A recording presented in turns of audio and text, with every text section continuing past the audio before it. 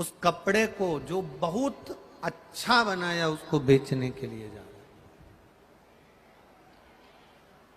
और दासी मैया जब कपड़ा बेचने के लिए चले, जितने व्यापारियों ने कपड़ा देखा तो उन्होंने एक ही विचार करा कि ये कपड़ा तो इतना महंगा होगा, इतना महंगा होगा क्योंकि बड़ा सुंदर है।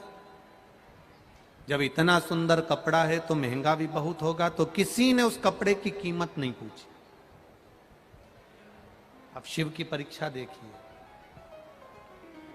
मेरे ओघड़दानी, मेरे त्रिकालदर्शी, कैलाशी, अविनाशी की परीक्षा देखिए। शंभू जब परीक्षा लेता है तो कैसी परीक्षा लेता है वो देखिए। किसी ने कपड़े की कीमत नहीं पूछी, किसी ने कपड़े की कीमत नहीं जानी, क्योंकि सबको लग रहा है कि ये महंगा होगा, बहुत महंगा होगा। दासी मैया उस कपड़े को वापिस कंधे पर डालकर, कपड़े को कंधे पर डालकर दासी मैया उस कपड़े को लेकर वापिस चल दी। वापिस आवाज नहीं जा रही उधर। दासी मैया उस कपड़े को लेकर वापिस घर की ओर जाने लगे। जब दासी मैया कपड़े को लेकर जाने, अब इधर का कम कर दिया, उधर का बढ़ाओ, उधर का भी बढ़ाओ, इधर का भी बढ़ाओ। दासी मैया कपड़े को लेकर जब चले, वापिस जा रहे हैं, क्योंकि कपड़े की किसी ने कीमत ही नहीं लगाई, उसका मोल ही नहीं, उसका कोई कीमत ही नहीं लगी है। कपड़ा लेकर वापिस चल दिए, कपड़ा लेकर वापिस जाने लगे। रास्ते में एक बुजुर्ग, भगवान कपड़ा लेकर जाने लगे, रास्ते में एक बुजुर्ग, एक बूढ़ा व्यक्ति बैठा हुआ, बुजुर्ग व्यक्ति बैठा, और रास्ते में जब बुजुर्ग व्यक्ति बैठा था, बड़ा ठंड से कांप रहा, बड़ा कांप। अब जब ठंड से वो कांप रहा है,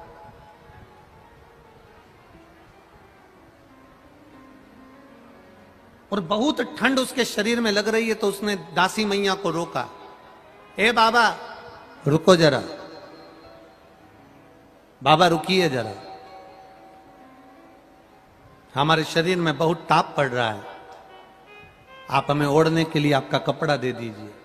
इतना महंगा कपड़ा, इतना महंगा वस्त्र, जिसकी कीमत पूरे नगर के किसी व्यापारी ने नहीं लगाई, दासी मैया ने वो कपड़ा उस बुजुर्ग व्यक्ति को दे दिया। बुजुर्ग ने इतना सुंदर कपड़ा देखा, बीच में से फाड़ा, सिर को बांधा, फिर फाड़ा, पांव को बांधा, फिर फाड़ा, हाथ को बांधा, फिर फाड़ा, कमर को बांधा। दासी मैया देखते रहे। बूढ़े व्यक्ति ने कहा, आपने मुझे कपड़ा दिया है, आपने इतना कीमती कपड़ा दिया, मैंने इसको फाड़ फाड़ कर शरीर पर बांध लिया, आपको बुरा तो नहीं लगा? दासी मैया ने कहा, बुरा लगने की कोई बात नहीं है, हमने तो आपको दे दिया।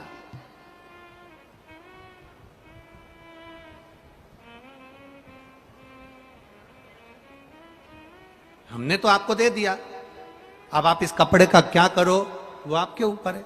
दासी मैया ने जब बुजुर्ग व्यक्ति को देखा, थर थर कांप रहा है, भूखा है, भोजन भी नहीं है, दासी मैया उस बुजुर्ग व्यक्ति को अपने घर ले गए और घर पर ले जाकर अपनी पत्नी को आवाज लगाकर कहा, ये बहुत भूखा है, इसको भोजन दे दो। धर्म पत्नी ने अपने पति के चरण छूकर कहा, 15 दिन से घर में भोजन नहीं बना, एक अन्न का निवाला अपने घर के अंदर नहीं, एक दाना अपने घर के अंदर नहीं। इस अपने लिए जब भोजन नहीं है तो अपन दूसरे को क्या भोजन देंगे? इसको क्या भोजन देंगे? इसको क्या खिलाएंगे? इसको क्या प्रदान करेंगे? जब भोजन अपने पास ही नहीं है, अपने लिए ही नहीं है, जब भोजन अपने पास ही नहीं है, अपने खाने के लिए नहीं है, तो फिर अपन इसको क्या देंगे? क्या प्रदान करेंगे इसको? क्या दें इतने इसको? पति, दासी मैया ने कहा, कोई भाजी तोड़ कर लिया, वो ले जाकर उकाल कर दे दो, पत्नी भाजी क्या तोड़ कर ले जाती है? पत्नी एक बेलपत्र के पौधे में से बेलपत्र तोड़ कर ले जा रही थी और वो बेलपत्र उड़ती उड़ती उसके हाथ से वो बुजुर्ग व्यक्ति के ऊपर जाकर गिर गई। जैसे ही बेलपत्र गिरी, मेरा महादेव सामने प्रकट हो गया, मेरा शिव प्रकट हो गया।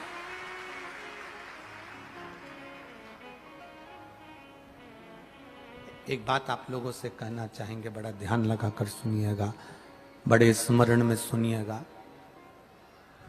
आपको लग रहा है कि मैं बहुत उलझनों में घिरी हुई हूँ, बहुत तकलीफों में घिरी हुई हूँ, बहुत कष्टों में घिरी हुई हूँ, बहुत जगह मुझे तकलीफ है, बहुत कष्ट, बहुत दुख जीवन में चल रहा है।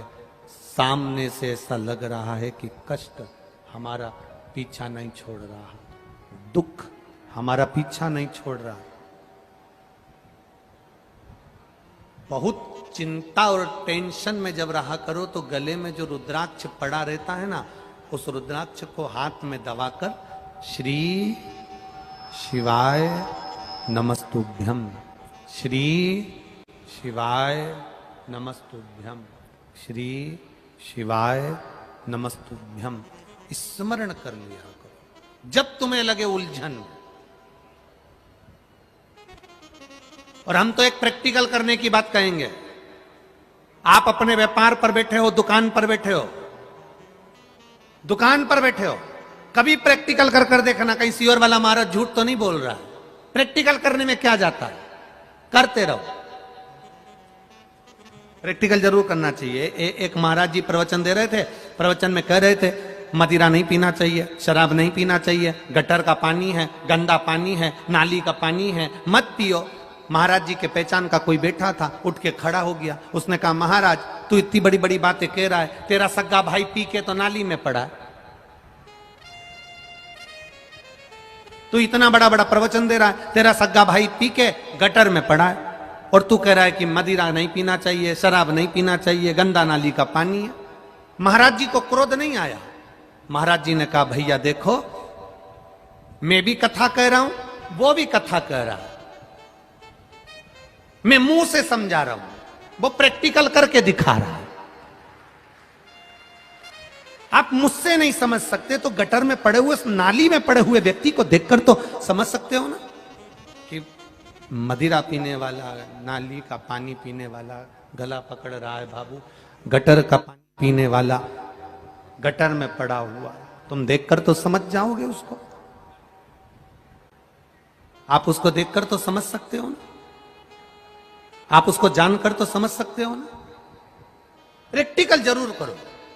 जितने लोग बैठे हैं कथा श्रवण करने के लिए, जितने लोग टीवी पर सुन रहे हैं, जितने फेसबुक यूट्यूब पर कथा सुन रहे हैं, उनसे निवेदन करूंगा, आपके गले में अगर रुद्राक्ष है, आप अगर सीहोर के रुद्राक्ष को धारण करते हो, आपके गले में लाल धागे में अगर रुद्राक्ष पड़ा हुआ है, दुकान पर बैठे हो, आधा घंटा हो गया, कोई ग्राहक नहीं, कोई ग्राहक नहीं, आप उस रुद्राक्ष का स्मरण कर कर श्री शिवाय नमस्तुभ्यम, श्री शिवाय। थोड़ा आराम से बोलना, जल्दी जल्दी सब्जी काटते ऐसी मत काट देना, बहुत प्रेम से। आपको लग रहा है ग्राहक नहीं, मेरी दुकान में कोई व्यापार नहीं चल रहा, आज तो दिन भर से बैठा हुआ हूं, आज कोई काम नहीं लगा, आज कोई तकलीफ आ रही है, बस उस रुद्राक्ष का स्मरण कर कर मेरे शिव का स्मरण करना। क्यों?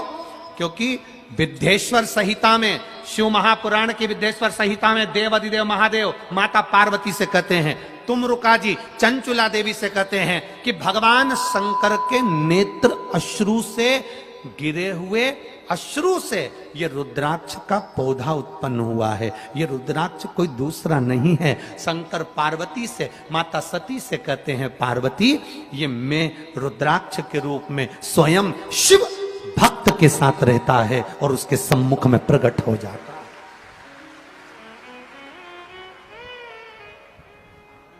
बेलपत्री हाथ से उड़ती है धर्मपत्नी के, और धर्मपत्नी के हाथ से बेलपत्र उड़कर बूढ़े व्यक्ति पर जाती है और मेरा महादेव प्रकट हो जाता है। महादेव ने हाथ में चावल का दाना लिया, चावल लेकर एक चावल का दाना मेरा महादेव एक हंडी में, एक पात्र में डाल देता है। वो हंडी दासी मैया के घर की वो पात्र अक्षय पात्र बन गया, वो पात्र कभी खाली नहीं हुआ। आज तक दासी मैया के यहां उस पात्र में भोजन बनता, आज तक बन रहा।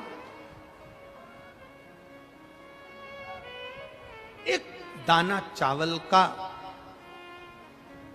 एक दाना चावल, हम तो आपसे कहेंगे, बहुत भाव से कहेंगे, आपके घर में शादी हो, शादी का फंक्शन हो, किटी पार्टी हो, आपके घर में कोई भी आयोजन हो, 500 आदमी भोजन करने आ रहा है, 300 आदमी भोजन करने आ रहा है, आपको लग रहा है कि हमारे यहां 150 आदमी और बढ़ जाएगा, ज्यादा आप केटरिंग में पैसा नहीं खर्च करना चाहते, 300 लोगों की आपने केटरिंग दे दी और हो सकता है कि और बढ़कर आ जाए। एक शंकर जी पे चढ़ा हुआ चावल का दाना बाबा कुबेर भंडारी के नाम से लेकर आना और बाबा से कहना, बाबा अब भोजन और शादी आपको कराना है, उसको ले जाकर अपने भोजन में रख देना, कर दे, करेगा।